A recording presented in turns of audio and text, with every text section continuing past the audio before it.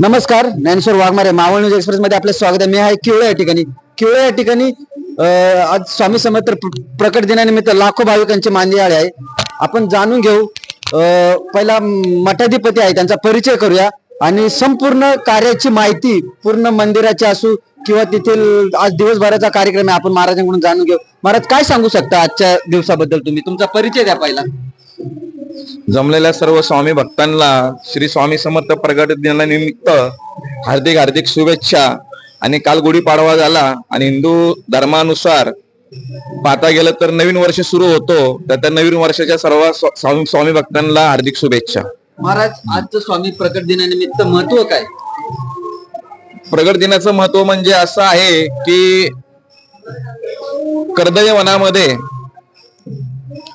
300 वर्ष नरसिंह सरस्वती महाराज ध्यानधारणा करत होते आणि ध्यानधारणा करत असताना त्यांच्यावरती वारूळ जमा झालं. वारूळ जमा झाल्यानंतर एके दिवशी उद्धव नावाचे एक शेतकरी लाकूड तोड्या तो जंगलामध्ये लाकडं आणण्यासाठी गेला असता तर त्यांच्या हातातून म्हणजे कुऱ्हाड पडली आणि कुऱ्हाड पडल्यानंतर कुऱ्हाड जी पडली ती वारुळावरती पडली आणि वारुळातली माती बाजूला हटल्यानंतर ती कुऱ्हाड महाराजांच्या मांडीवर पडली. त्या मांडीतून रक्त येऊ लागलं.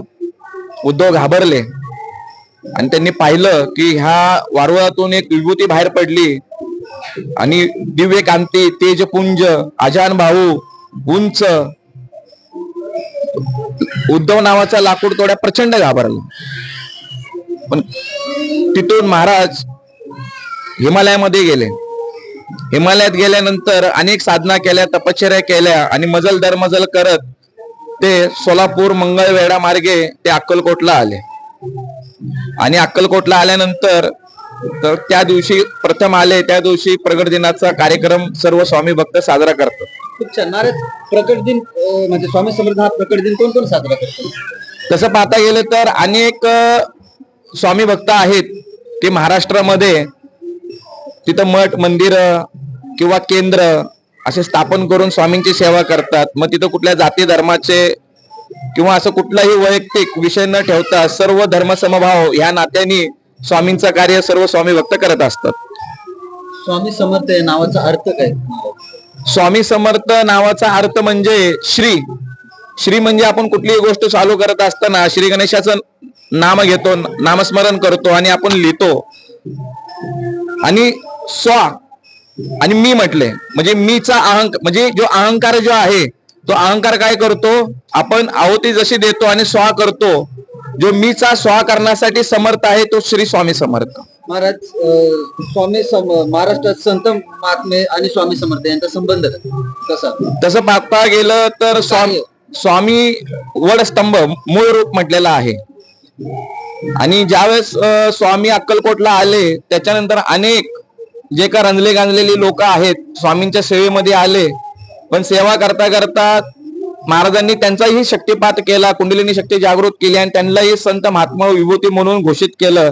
आणि ते सगळे महात्मे आज महाराष्ट्रभर कार्य करत आहेत. उदाहरण शेगावचे गजानन महाराज, शिर्डीचे साईबाबा आणि आपले धनकोडीचे शंकर महाराज असे अनेक स्वामींचे शिष्य आहेत. ते कार्य करून आज ते समाधीत लीन झाले आणि स्वामींच्या संपर्कात ते दिव्य शक्तीनुसार एकरूप आहेत.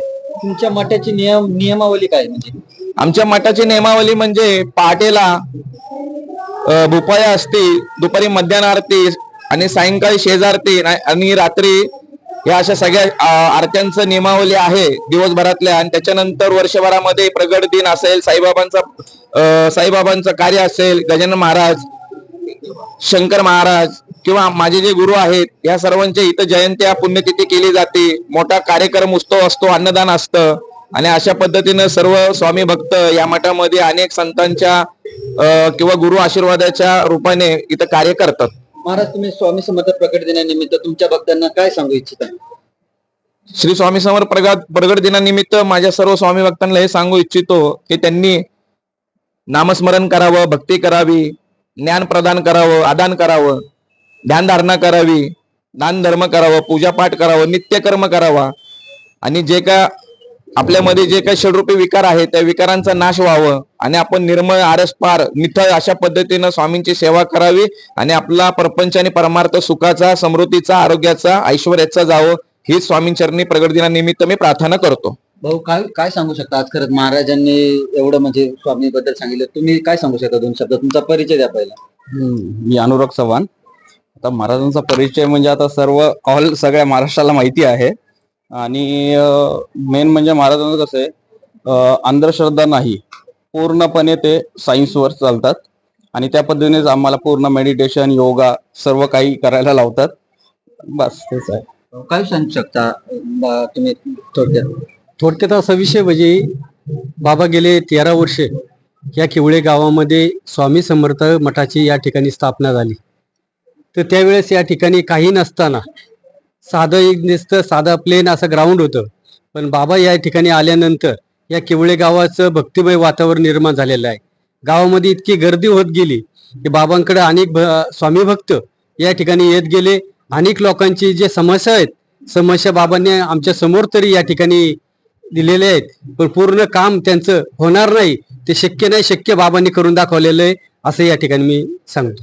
महाराज म्हणतात ह्या कलियुगामध्ये महत्वाचं काय आहे? आता कलियुग चालू आहे. या कलियुगामध्ये स्वामी भक्तांनी एकच केलं पाहिजे की मी मगाशीच सांगितलं की कर्म केलं पाहिजे. कर्म करत असताना आपण सत्सविवेक बुद्धी जागृत करून आध्यात्मिक ज्ञान प्राप्त करावं, भक्ती करावी.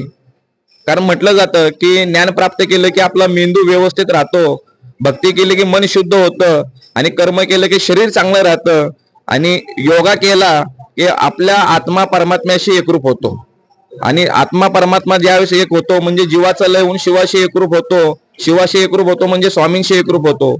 आणि स्वामी सेवा करत असताना कर्म, ज्ञान, भक्ती, अर्थ, धर्म, मोक्ष, काम असा अष्टांग योग प्राप्त करावा आणि आपल्या मुक्ती मोक्षाचा मार्ग साधून घ्यावा. महाराज किती भाविक येतात तुमच्या आजच्या दिवसामध्ये? आजच्या दिवसामध्ये प्रगट दिनानिमित्त दिवसभरामध्ये, पूर्ण दिवसभरामध्ये 7 ते 8 हजार लोक इथं अन्नदानाचा आणि दर्शनाचा लाभ घेतात. खूप छान.